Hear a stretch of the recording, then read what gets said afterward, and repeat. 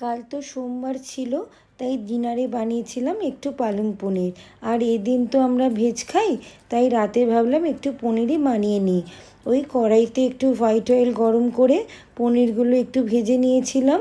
তারপর একই তেলে গরম মশলা, শুকনো লঙ্কা ফোড়নে দিয়েছিলাম, তার সাথে একটু জিরেও দিয়েছিলাম।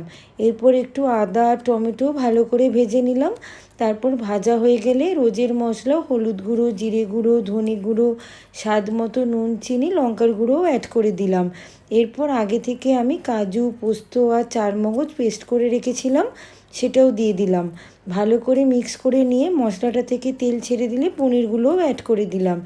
এরপর একটু ফুটে গেলে আগে থেকে পালং শাক ভাপিয়ে পেস্ট করে রেখেছিলাম যেটা, সেটা দিয়ে দিলাম। এবার নামানোর আগে একটু গরম মশলা আর একটু কসৌরি মেথি দিয়ে নামিয়ে নিলেই রেডি পালং পনির। চলো আজকের ভিডিওটা এখানেই শেষ করছি। টাটা, সবাই ভালো থেকো।